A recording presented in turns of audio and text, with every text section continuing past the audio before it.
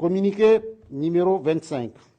Le Conseil national pour la sauvegarde de la patrie tient à informer l'opinion nationale et internationale des événements d'une extrême gravité qui sont en cours au Niger, du fait du comportement des forces françaises sur notre territoire et de leurs complices.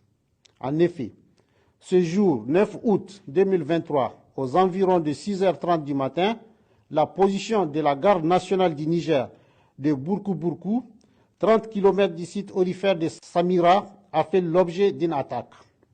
À cet instant, le bilan n'est pas encore établi. Toutefois, pour rappel, à travers une communication directe avec les partenaires occidentaux, le comportement des forces françaises a été fustigé pour avoir, d'une façon unilatérale, libéré des éléments terroristes prisonniers.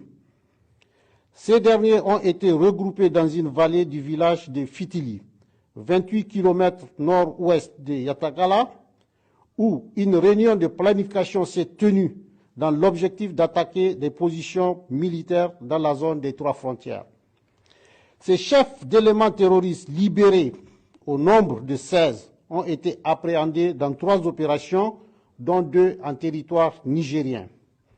Le 15 juin 2023, à Yessi, 38 km de Bankilare, ayant conduit à l'arrestation de 3 terroristes. Le 16 juin 2023, à Makarma, ayant conduit à l'arrestation de 5 terroristes. Le 7 juillet 2023, à Atissan, 15 km ouest Ouroura, 45 km nord-ouest Ayerou, en territoire malien, ayant conduit à l'arrestation de 9 terroristes. Toujours dans leur volonté manifeste de déstabilisation, ces forces françaises ont fait décoller ce jour 9 août 2023 un avion militaire de type A400M de N'Djamena à 6h01 locale. Cet aéronef a volontairement coupé tout contact avec le contrôle aérien à l'entrée de notre espace de 6h39 à 11h15 locale. Ces actes ci-dessus énumérés nous confortent dans notre analyse de la situation. Mais au-delà, depuis la prise du pouvoir par le CNSP et dans le souci d'une nouvelle approche sécuritaire, nous assistons à un véritable plan de déstabilisation de notre pays.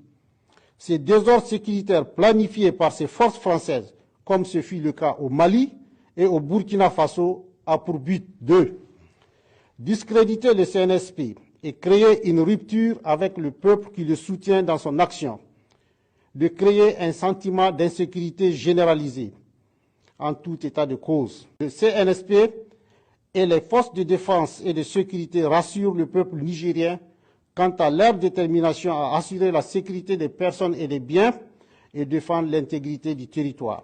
À cet effet, le président du CNSP, chef de l'État, chef suprême des armées, a ordonné les mesures suivantes.